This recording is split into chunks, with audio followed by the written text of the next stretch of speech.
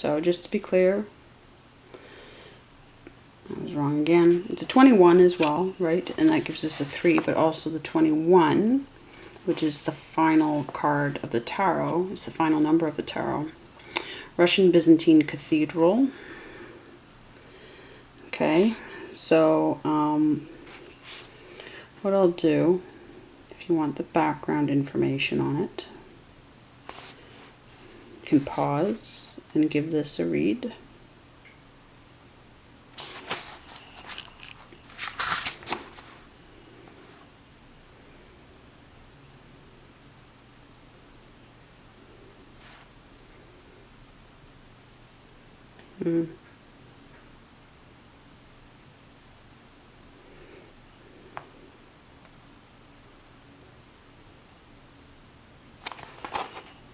There's a lot. But she's very good at getting a lot.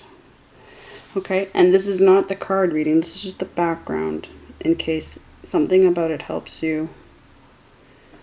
I know I'm kind of overstepping the bounds of how much to share from a creator's work. I won't always do this, obviously, because I don't really want to be run out of town.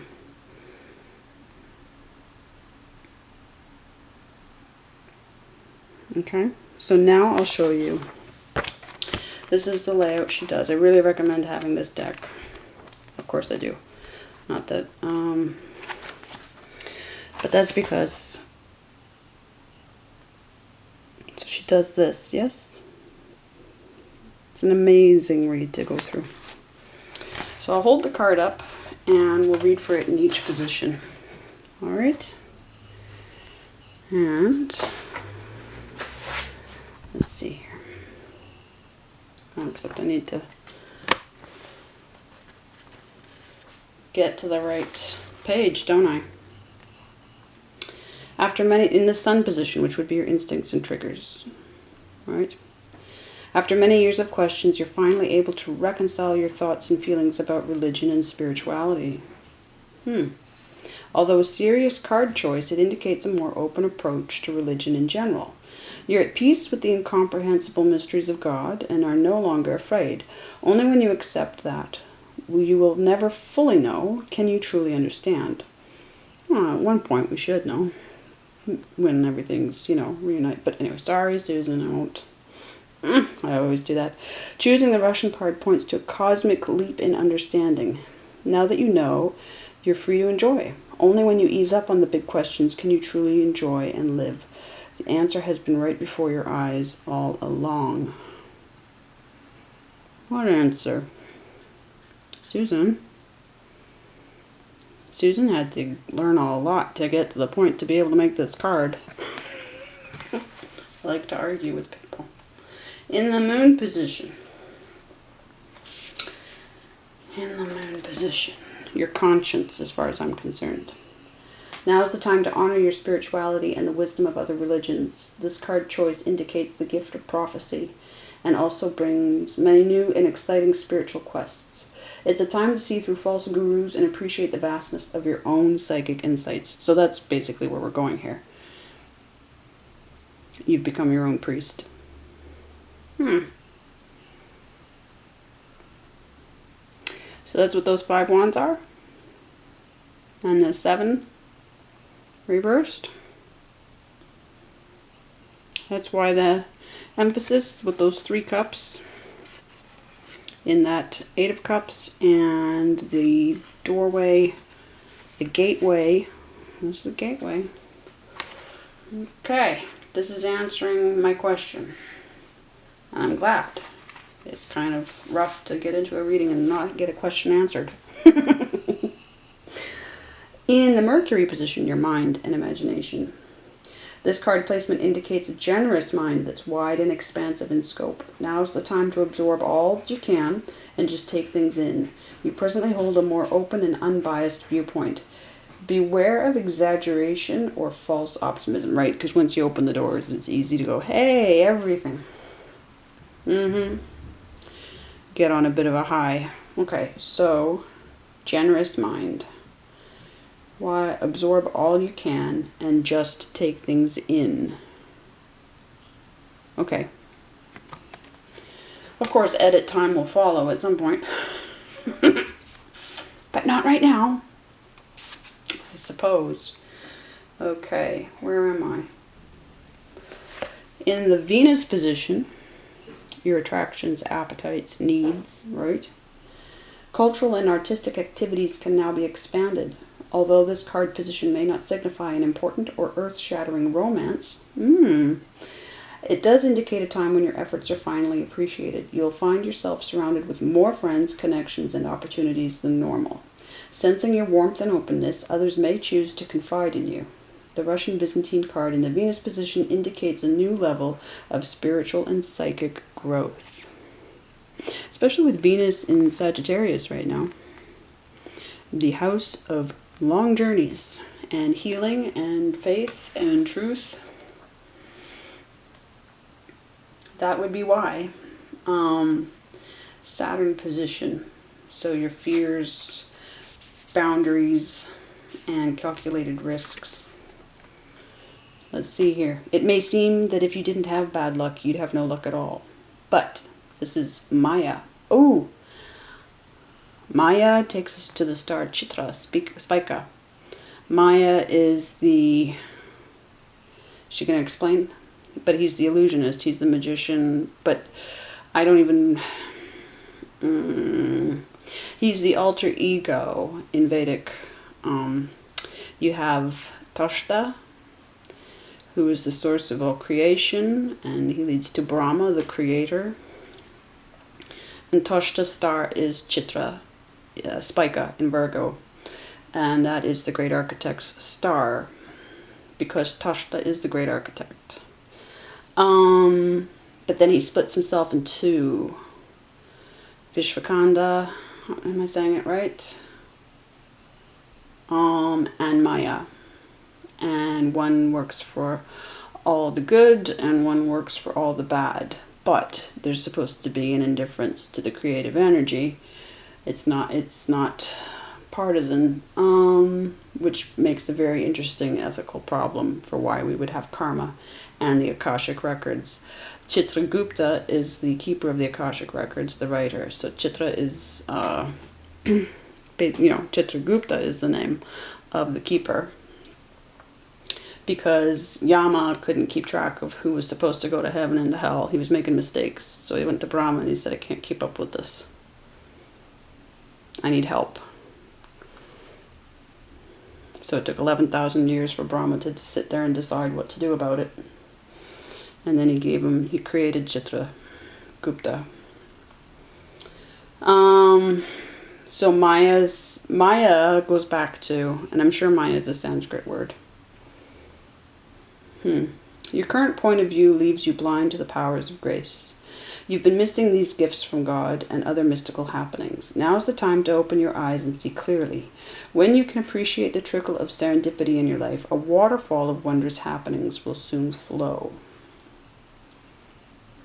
So these are contrasting experiences for this card, yes, in whichever planetary position. So whichever resonates the most, or at all, you just make a patchwork quilt of them, right?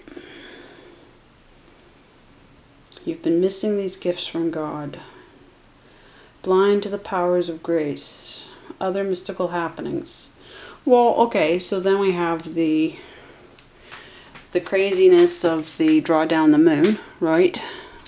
The fairy world, I said, is calling. Possibly behind you with your blindfold, if that's the case. Now is the time to open your eyes and see clearly. Okay, so again with the blindfold. And that's to do with the way she describes Saturn. How do I presently limit and restrict myself? In what way can I better formulate my goals? So if it's a goals situation, what karmic memories and gifts do I possess that I can now teach others? What are the temptations of my lower self? So if you're worried at all about this spiritual authority that you possess that you're going to act on, it's that what your ego is worried about. It needs strengthening. Is that what it is? You need to have a very strong understanding of what perfect is. And perfect allows for some, like, just, hello, you're in Scorpio season. So, there's nothing wrong with so many things, yes? But you've already made up your mind. It's just time to own it.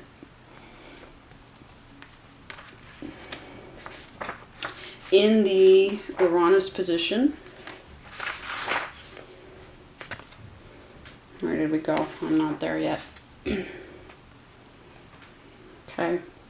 You now have an eagle's eye view of everything, and Uranus would be your areas of nonconformity, right? So be right on point for this. Areas of nonconformity, all your unique interests and abilities, yes? And all the things that come with Uranus and Aquarius. You now have an eagle's eye view of everything. It seems as if the world has finally opened up and you can enjoy the possibilities. This card choice signifies an important leap, not only in your human understanding, but also in your intellectual and spiritual development. Here the mind takes a dramatic and brilliant turn. The Russian Byzantine cathedral in the Uranus position may indicate a past life spent as a spiritual seeker whose work was created in seclusion as a biblical scribe, linguist, church artist, priest, or monk. And now you've added to that knowledge and experience. Or you have an ancestor in that. Or you just have a pull to that you can't explain. Or, like me, you've uncovered basically all the truth of what's gone on in world religions. And you've discovered the Great White Brotherhood. Alright. Awesome. So, final position, Pluto. I think I've skipped right past it. Okay, in the final position, Pluto, which would be your hidden powers, wealth, things that people and the world have come between. My camera cut out. The camera comes between you and your hidden powers. Your inner life may be so highly developed that it's difficult for you to trust the workings of the physical world. You're more interested in spiritual journeys or sojourns in the imagination. Hey, where's that inner world? The healing of the inner world. The eccentricity of your personality makes others wonder what you're all about. Or do they even wonder? I said that part. You've stopped paying attention to time or schedules, which makes you appear irresponsible, but you can inspire others with your presence. A spiritual and imaginative journey is about to begin. Make certain that others, who may seem quite innocent, don't exploit you. Stay true and strong. Well, this is clearly that gateway. Whatever that means to you. It's just in this card. It's in this card. And that card. That's what it's in. So we arrive at clarity. Very specific clarity. So whoever this resonates with, I'll be specific in the title because that will be your first clue. So then, what I can see as a potential problem then is wondering who you are in a relationship if you're this spiritually identified. But I think you need, perhaps there's some holistic identity work that needs to be done, and you know, or there are two separate stories here. It's a possibility, but we do have two people in here, yes. And I would look to, who would I look to?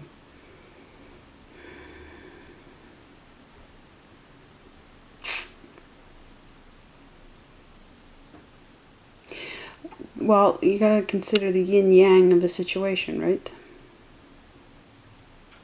Yeah. Can't leave one part of knowledge out. Spiritual. But what am I saying? I'm saying it like you're not where you're at, and you're already at where you're at. No, I'm just wondering where, if there is any If there is any hang up at this point, or is it just between you and people?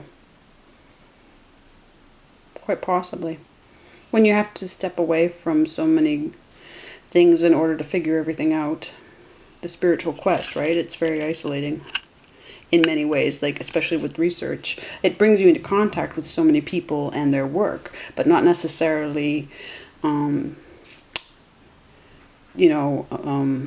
communication contact. You might be reading what they've written. They might, or hearing from the other side, basically, spirit world a lot. Okay, Aries, this has gone long for us, for Aries. But I think, yeah, that explains that 7 of Wands in reverse right now, that transformation for sure. And the Scorpio Jack of Hearts, the Knight of Cups, up there in the animal spirit. So again, yeah, I'll finish with the animals, because see, that's where it's in reverse as well. And you need to retain your animal spirit. Thanks, guys. Okay, so that's it right there. Don't forget what it is to be an animal. It's sacred.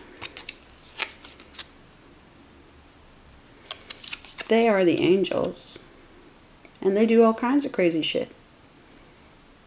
Yeah. The wild one. Yes? Where did she say wild one? Okay. This is the inner world. And I lost her. There she is. Okay. And this was the first one I went with. And my wild one. Free spirit. Yes? So, okay. So possibly there's been too much of a patriarchal, right? We need to get more into the feminine. You need to get into the African prophetesses.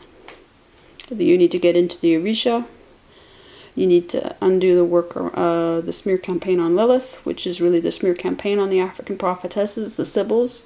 So Mami Wata and Mama Zagbe. Yeah, she had. I'll link to her stuff if you haven't come across that already. I reference her stuff fairly regularly. I do believe I'm subscribed to her channel on this channel. So the feminine, yes. Absolutely. But you are very wise and you already know all that. We have chakras. Yes, we have chakras on the table here. So the roots.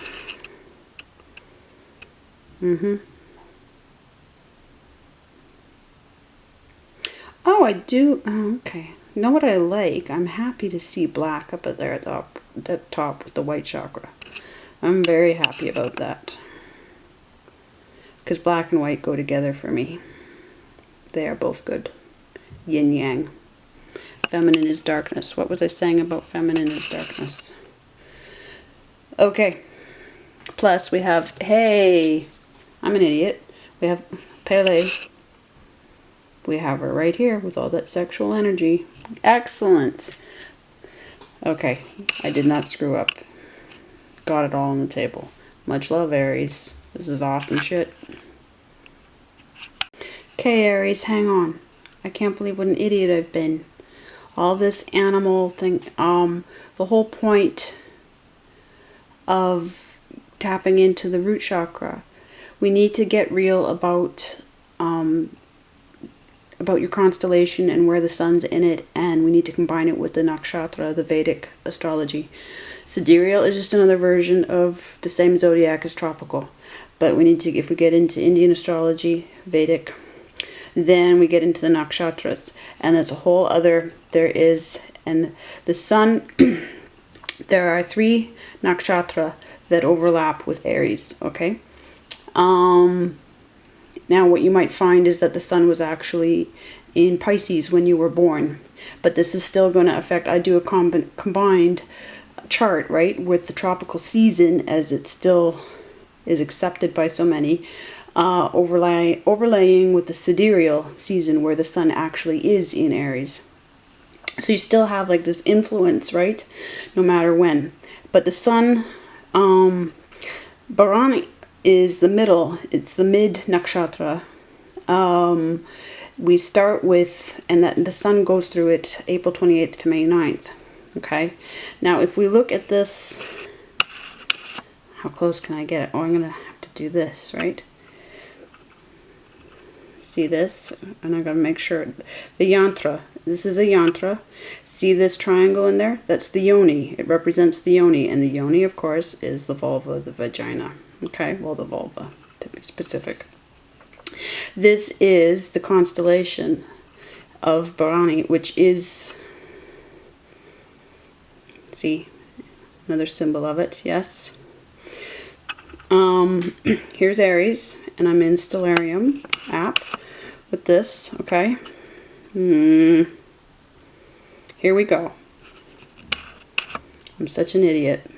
This is where that constellation is, the Yoni constellation, okay. These 3 stars, right? So 39.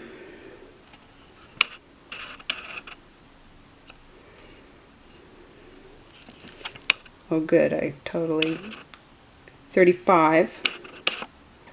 Sometimes I don't know why I have to screw up a screenshot. And 41. Yeah? She who bears. There it is. Okay. Here on avedicastrology.com. You can find it anywhere though. The vulva or celestial yoni. Female organ of reproduction. Symbol of Bharani. Also associated with Kali, which explains why Kali is so important to me. But the other is the Ashvini nakshatra. That's the first in Aries. And a lot of horse energy with that. The twin energy as well. The Ashvini Gemini is actually named after the Ashvini twins. Well, we've got to go to look at the Ibeji twins. Kenya, and sorry, Nigeria.